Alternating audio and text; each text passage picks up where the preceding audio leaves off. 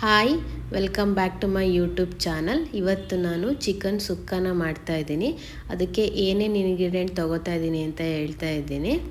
ಸೋಂಪು, ಕರಿಬೇವು, ಒಣಮೆಣಸಿನ್ಕಾಯಿ, ಧನಿಯಾ ಕಾಳು ಮತ್ತು ಕಾಳು ಮೆಣಸನ್ನ ತೊಗೊಂಡಿದ್ದೀನಿ. ಇಲ್ಲಿ ನಾನು ಅರ್ಧ kg ಚಿಕನ್ಗೆ ಈ ಇಂಗ್ರೀಡಿಯೆಂಟ್ನ ತೊಗೊಂಡಿದ್ದೀನಿ. ಒಂದು ಪ್ಯಾನಿಗೆ ಎಲ್ಲ ಡ್ರೈ ಇಂಗ್ರೀಡಿಯೆಂಟ್ಸ್ನ ಹಾಕಿ ಫ್ರೈ ಮಾಡ್ಕೊತೀನಿ. ಫ್ರೈ ಮಾಡ್ಕೊತಿರ್ಬೇಕಾದ್ರೇ 1 ಟೇಬಲ್ ಸ್ಪೂನ್ ಆಯಿಲ್ನ ಹಾಕ್ಬಿಟ್ಟು ಫ್ರೈ ಮಾಡ್ಕೊತೀನಿ. ಫುಲ್ಲು ಲೋ ಫ್ಲೇಮಲ್ಲಿ ಫ್ರೈ ಮಾಡ್ಕೊತೀನಿ. ಫ್ರೈ ಮಾಡಿಕೊಂಡು ಗ್ರೈಂಡ್ ಮಾಡಿ ಸೈಡಿಗೆ ಎತ್ತಿಟ್ಕೊತೀನಿ. ಇವಾಗ ಅದೇ ಪ್ಯಾನ್ಗೆ ಆಯಿಲ್ ಹಾಕಿ ಕಟ್ ಮಾಡಿ ಇಟ್ಟಿರೋಂಥ ಈರುಳ್ಳಿನ ಹಾಕ್ಕೊತೀನಿ. ಇದು ಹಸಿ ಸ್ಮೆಲ್ ಹೋಗೋವರೆಗೂ ಫ್ರೈ ಮಾಡ್ಕೊತೀನಿ.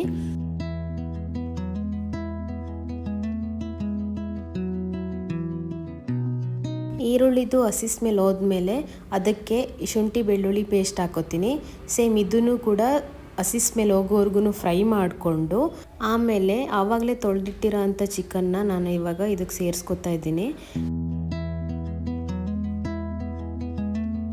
ಚಿಕನ್ನ ಪ್ಯಾನಿಗೆ ಹಾಕಿದ ಮೇಲೆ ಸ್ವಲ್ಪ ಕರಿಬೇವಿನ ಸೊಪ್ಪು, ಹಳದಿ ಮತ್ತು ರುಚಿಗೆ ತಕ್ಕಷ್ಟು ಉಪ್ಪನ್ನ ಹಾಕಿ ಅದನ್ನು ಫಸ್ಟು ಮಿಕ್ಸ್ ಮಾಡ್ತೀನಿ.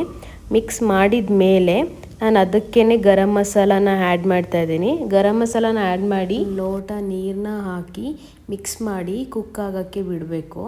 ಇವಾಗ 10 ನಿಮಿಷ ಆಗಿದೆ, ಕುಕ್ ಆಗೋಕ್ಕೆ ಬಿಟ್ಟಿದ್ದೆ. ಆ ಚಿಕನ್ ಹಾಫ್ ಕುಕ್ ಆಗಿದೆ.